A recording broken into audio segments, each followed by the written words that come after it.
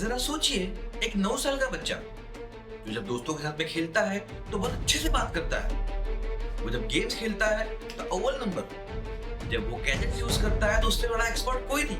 लेकिन जैसे ही वो स्कूल में जाता है, उसे पढ़ने के लिए एक सेंटेंस पढ़ना एक मुसीबत का काम होता है। एक छोटे से सम को सॉल्व करने में उसे पसीने आ जाते हैं। टीचर्स को लगता है कि ये बच्चा लेजी है, माँ बाप को लगता है कि हमारा बच्चा केयरलेस है। लेकिन ये भी तो हो सकता है कि उसको लर्निंग का कोई रियल में सीवियर इशू हो। लर्निंग डिसेबिलिटी इंडिया में बहुत कॉमन है, लेकिन दुख की बात यह है कि बहुत कम लोग हैं जो उसकी सीवियरिटी को जानते हैं। आज के इस वीडियो में मैं आपके साथ में लर्निंग डिसेबिलिटी क्या होती है, उसकी निशानियां यानी साइंस एंड सिम्टम्स क्या है, और अगर ये समझ में आए किसी बच्चे को वो है तो एज ए पेरेंट उसकी क्या हेल्प की जा सकती है, इस पे बात करूंगा।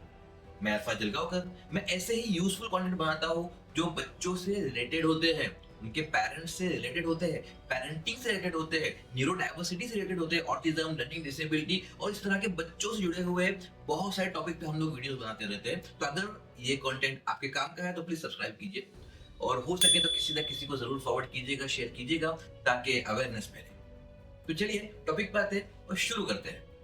आज की वीडियो का टॉपिक है लर्निंग डिसेबिलिटी।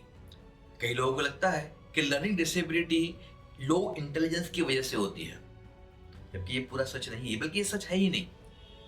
कई ऐसे लर्निंग डिसेबल्ड लोग हैं जो कि बहुत इंटेलिजेंट है और अपनी लाइफ में बहुत सक्सेसफुल भी है। आगे चल के हम देखेंगे। लर्निंग डिसेबिलिटी या एसएलडी, स्पेसिफिक लर्निंग डिसऑर्डर, एक न्यूरोलॉजिकल कंडीशन है जिसमें ब्रेन का वो एरिया जो इंफॉर्मेशन को प्रोसेस करने के लिए इन्वॉल्व होता है, अलग तरीके से काम करता है। बच्चा कितना भी इंटेलिजेंट हो, लेकिन वो अपने ब्रेन को उस अंदाज में इस्तेमाल कर ही नहीं पा रहा होता जिस अंदाज में स्कूल में एक्सपेक्टेड होता है, या हमारे ट्रेडिशनल वे ऑफ इंस्ट्रक्शन में या ट्रेडिशनल वे ऑफ टीचिंग में जो एक्सपेक्टेड है वो नहीं कर पा रहा होता। नतीजा ये होता है कि लोगों को लगता है कि ये एफर्ट्स पुट नहीं कर रहा है, लोगों को लगता है कि ये इंटेलिजेंट नहीं है, लोगों को लगता है कि ये केयरलेस है, लेकिन दरअसल वो दूसरे बच्चों से ज्यादा एफर्ट्स पुट कर रहा होता है। भारत में ये कितने लोगों को है?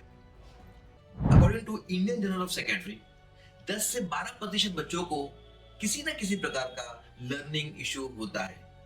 इसका मतलब हर 10 में से एक, या अगर 60 बच्चों का बैच है तो उसमें 5 या 6 बच्चे ऐसे होते हैं जो किसी ना किसी तरीके के ट्रबल को फेस कर रहे होते हैं। वो लेकिन वो डांट खा रहे होते हैं, पनिशमेंट ले रहे होते हैं, ट्यूशन बदल रहे होते हैं, स्कूल शिफ्ट कर रहे होते हैं, या बैक बेंचर बने होते हैं। आइए समझते हैं कि लर्निंग डिसेबिलिटी कितने टाइप की होती है। जो सबसे फेमस लर्निंग डिसेबिलिटी है वो है डिसलेक्सिया, जिसके बारे में आपने फिल्म तारे ज़मीं पर इसमें जरूर सुना होगा। ये एक रीडिंग का प्रॉब्लम है। बच्चे का ब्रेन रीड करने में, डिकोड करने में रीडिंग को प्रॉब्लम फेस कर रहा होता है। वो पी को क्यू, क्यू को पी, या 6 को 9, 9 को 6 करके अपने आप को काफी कंफ्यूज कर लेता है। नतीजा ये होता है कि उसकी रीडिंग काफी स्लो हो जाती है। दूसरा जो लर्निंग डिसेबिलिटी है उसका नाम है डिस्ग्राफिया। डिस्ग्राफिया के अंदर डिसलेक्सिया के ही तरह इसमें रीडिंग का प्रॉब्लम होता है, इसमें राइटिंग का इशू होता है। बच्चा ओरल तो चीजें आमतौर पे कर लेता है, लेकिन जब उसको पेपर पे लिखना होता है, उसको एक्सप्रेस करना होता है, नहीं कर पा रहा होता है। ऐसे बच्चे हमेशा अपना होमवर्क बहुत स्लो करते हैं, या उन्हें कॉपी करने में, एग्जाम में चीटिंग वाली कॉपी नहीं, टेक्स्ट बुक में देख करके नोटबुक में कॉपी करना टाइम लगता है, या बोर्ड पे से देख के उतारने में लाइन आगे पीछे कर ही देते हैं। तीसरा जो फेमस टाइप है लर्निंग डिसेबिलिटी का वो है डिस्कैलकुलिया। ये डिसलेक्सिया की तरह होता है, सिर्फ ये मैथमेटिकल है। मींस उसमें रीडिंग का इशू होता है, इसमें मैथ का इशू होता है। देखने में आया कि 5th स्टैंडर्ड का बच्चा भी 2 + 3 काउंट करने के लिए फिंगर का यूज कर रहा होता है। सोचिए क्या ट्रबल होगा उस बच्चे के सामने। अब ये समझते हैं कि और क्या क्या साइन होते हैं जिसको देखने पर एक पेरेंट को अलार्म हो जाना चाहिए कि now we need to assess the child, बच्चे का डायग्नोसिस होना चाहिए। सबसे पहली चीज जो है वो ये है कि पी को क्यू, बी को डी बच्चा करने लगता है, 6 को 9, 9 को 6 करने लगता है, या लिखने को अवॉइड करता है, क्लासरूम में लाउडली पढ़ने को अवॉइड करता है, एग्जाम के अंदर अधूरा पेपर छोड़ के आने की हैबिट हो जाती है बच्चे को। ये सब चीजें अगर किसी बच्चे में पाई जाती है तो बेहतर तरीका यह है कि सेल्फ डायग्नोसिस ना करते हुए इसका एक प्रॉपर साइकोमेट्रिक टेस्ट करवाया जाए। साइकोमेट्रिक टेस्ट कोई भी डेंजर टेस्ट नहीं होता है, कोई ब्लड नहीं निकाला जाता है। एक क्लिनिकल साइकोलॉजिस्ट होते हैं, बच्चा होता है, और यूजुअली उसके माँ बाप भी साथ में होते हैं। वो बहुत सारे सवाल करता है, बच्चे से बहुत सारे टेस्ट लेता है, और उसके बेस पर एक असेसमेंट रिपोर्ट देता है कि बच्चे को कितना परसेंट किस सब्जेक्ट में या रीडिंग में, राइटिंग में, मैथ्स में, किस चीज में क्या क्या प्रॉब्लम आ रहा है। ठीक है, तो ये करवा लेना चाहिए, ये एडवाइजेबल है। अगर ये इतना ही सिंपल है तो बच्चे तकलीफ में क्यों है? वजह बच्चे खुद नहीं है। मैक्सिमम लोगों के घरों में पेरेंट्स आर द रीजन।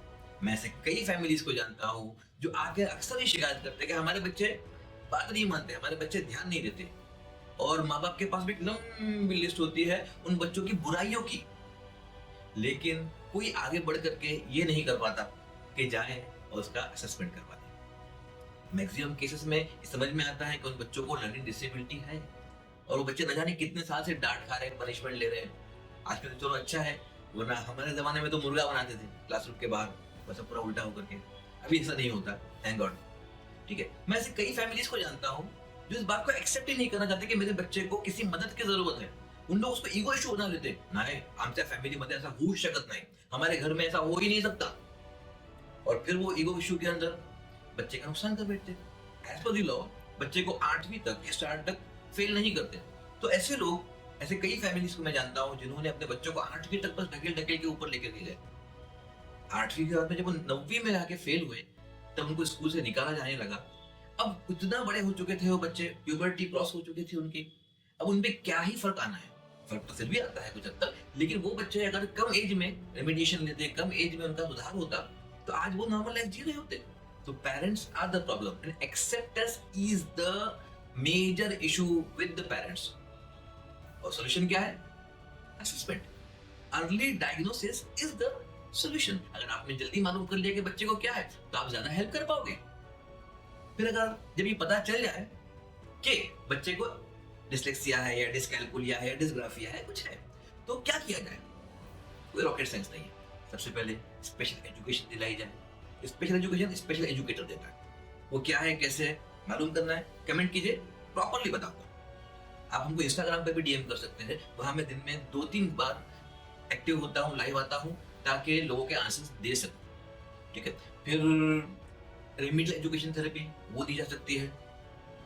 एक स्पेशल एजुकेटर के जरिए से properly individualise educational plan IEP बन करके मिलता है, जो स्कूल में इंप्लीमेंट करवाना होता है टीचर्स के जरिए से। तो इस बात का ध्यान दिया जाए कि वो अकोमोडेशन जो गवर्नमेंट की तरफ से इन बच्चों को मिले हैं वो उनको मिल रहे हो, वो क्या क्या है। जैसे कि वो बच्चे जिनको राइटिंग के अंदर इशू है, उनको एग्जाम पीरियड अगर 2.5 घंटे का पेपर तो 3 घंटे मिल जाते या 3.5 घंटे मिल जाता है, एक्स्ट्रा टाइम मिलता है लिखने के लिए। वो बच्चे जिनको डिस्लेक्सिया है, उनकी माइनर स्पेलिंग मिस्टेक्स को इग्नोर किया जाता है कि बाबा चलिए बच्चा कोशिश तो कर रहा है।